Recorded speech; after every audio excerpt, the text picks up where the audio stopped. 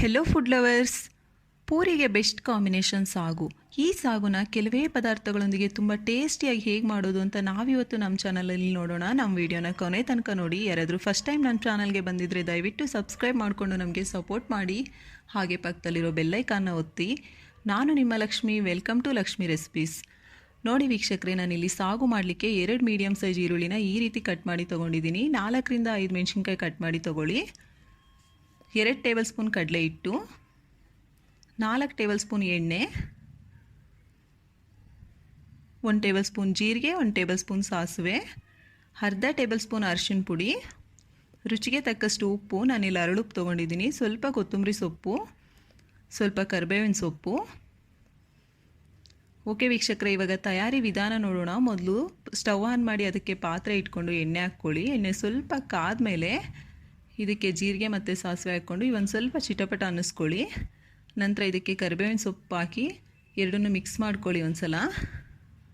ಇದನ್ನೆಲ್ಲ ನೀವು medium ಫ್ಲೇಮ್ನಲ್ಲೇ prepare ಮಾಡ್ಕೊಳ್ಳಿ. ಇದಕ್ಕೆ ಇವಾಗ ಈರುಳ್ಳಿ ಸೇರಿಸಿ ಕಲಿಸ್ಕೊಳ್ತಾ ಫ್ರೈ ಮಾಡ್ಕೊಳ್ಳಿ. ಒಂದು 30 ಸೆಕೆಂಡಿಂದ 1 ನಿಮಿಷ ಫ್ರೈ ಮಾಡ್ಕೊಳ್ಳಿ. ಈ ರೀತಿ ಸ್ಮೂತಾಗಿ ಆಗುತ್ತೆ. ನಂತರ ಇದಕ್ಕೆ ಮೆಣಸಿನ್ಕಾಯಿ ಸೇರಿಸ್ಕೊಳ್ಳಿ. ಮತ್ತು ಇವನ್ನೆಲ್ಲವನ್ನು ಮಿಕ್ಸ್ ಮಾಡ್ತಾ ಕಲಿಸ್ಕೊಳ್ಳಿ. ಒಂದು 30 ಸೆಕೆಂಡ್ ಫ್ರೈ ಆದರೆ ಸಾಕು. ಇದಕ್ಕೆ ರುಚಿಗೆ ತಕ್ಕಷ್ಟು ಉಪ್ಪು ಹಾಕ್ಕೊಳ್ಳಿ.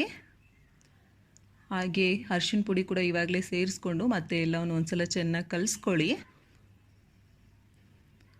ನೋಡಿ, ಈ ರೀತಿ ಕಲಿಸ್ಕೊಂಡು ಆದಮೇಲೆ ಇದಕ್ಕೆ ಕೊತ್ತಂಬರಿ ಸೊಪ್ಪು ಹಾಕಿ ಒಂದು 30 ಸೆಕೆಂಡ್ ಫ್ರೈ ಮಾಡ್ಕೊಳ್ಳಿ ಸಾಕು. ಕಲಿಸ್ಕೊಳ್ತಾ ಫ್ರೈ ಮಾಡ್ಕೊಳ್ಳಿ.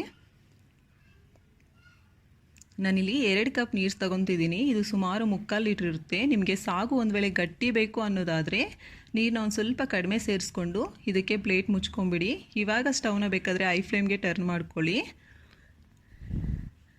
ನೋಡಿ, 2 ರಿಂದ 3 ನಿಮಿಷ ಬಿಟ್ಟು ಮುಚ್ಚಳ ತೆಗೆದು ನೋಡಿದ್ರೆ ಈ ರೀತಿ ಕುದಿ ಬರ್ತಾ ಇರುತ್ತೆ.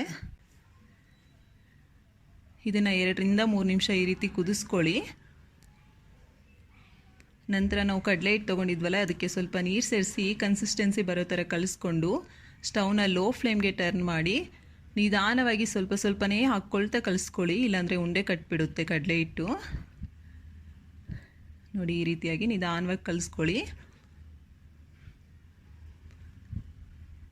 ಕಡಲೆ ಹಿಟ್ಟು ಹಾಕಿದ್ದು ಒಂದು 2 ರಿಂದ 3 ನಿಮಿಷಕ್ಕೆ ನಿಮಗೆ ಸಾಗು ರೆಡಿ ಆಗಿಬಿಡುತ್ತೆ. ನೋಡಿ, ಆಗಲೇ ಕನ್ಸಿಸ್ಟೆನ್ಸಿ ಗಟ್ಟಿ ಆಗ್ತಾ ಬಂತು.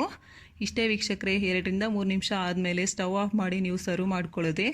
ನೋಡಿ, ಎಷ್ಟು ಚೆನ್ನಾಗಿ ಕಾಣಿಸ್ತಿದೆ, ಅಷ್ಟೇ ಟೇಸ್ಟಿಯಾಗಿರುತ್ತೆ. ನೀವು ಟ್ರೈ ಮಾಡಿ, ನಿಮಗೆ ಹೇಗೆ ಬಂದಿದೆ ಅಂತ ಕಾಮೆಂಟ್ ಮಾಡಿ. ವಿಡಿಯೋ ಇಷ್ಟ ಆದರೆ ಲೈಕ್ ಮಾಡಿ, ಆದಷ್ಟು ಜನಕ್ಕೆ ಶೇರ್ ಮಾಡಿ. ನಮ್ಮ ಚಾನಲ್ನ ಸಬ್ಸ್ಕ್ರೈಬ್ ಮಾಡಿಕೊಂಡು ನಮಗೆ ಸಪೋರ್ಟ್ ಮಾಡಿ. Thank you for watching.